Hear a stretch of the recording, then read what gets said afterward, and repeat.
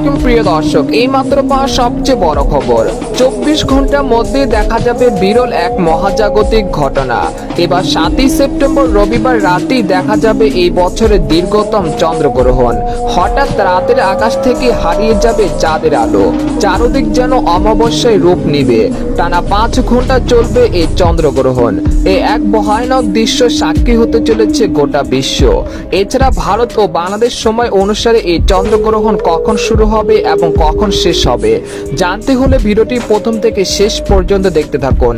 সূর্য, চন্দ্র ও পৃথিবী যখন একই সরলরেখায় অবস্থান করে এবং পৃথিবীর ছায়া চন্দ্রের উপর পড়ে তখন চন্দ্রগ্রহণ হয়। আর এইবার দেখা যাবে ব্লাড মুন নামের বিশাল বড় চন্দ্রগ্রহণ। এটি দেখা যাবে 7ই সেপ্টেম্বর রবিবার রাতের আকাশে, যা দেখার জন্য অধীর আগ্রহে বসে আছে বাংলাদেশ ও ভারতবর্ষ সহ সারা বিশ্বের মানুষ।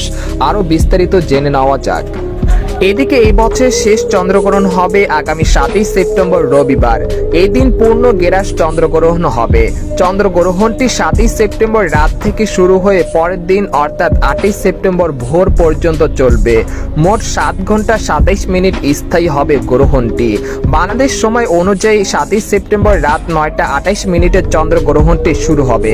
তবে সুখবর রয়েছে, এই সময় ঢাকা, রাজশাহী, খুলনা, বরিশাল ও চট্টগ্রাম বিভাগের সব কয়টি জেলা সহ ভারতবর্ষের আকাশ আয়নার মতো ক্লিয়ার থাকতে পারে।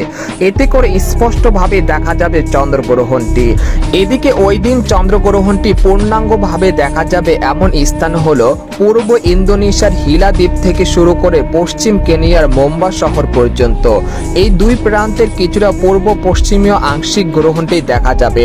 তবে উত্তর আমেরিকা, ক্যারিবিয়া অঞ্চল ও দক্ষিণ আমেরিকার প্রায় 90% এলাকা থেকে এটি দেখা যাবে না।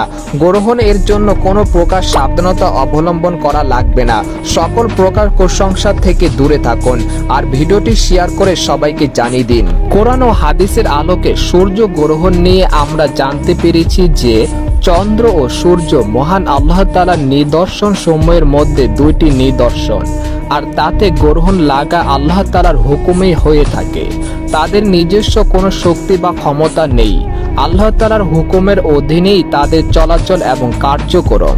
তাতে গ্রহণ লাগলে মুমিন মুসলমানের করণীয় সম্পর্কে সুস্পষ্ট দিক নির্দেশনা দেওয়া হয়েছে।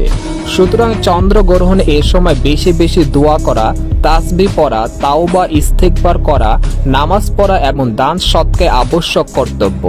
তো এই ছিল সূর্যগ্রহণের সর্বশেষ খবর।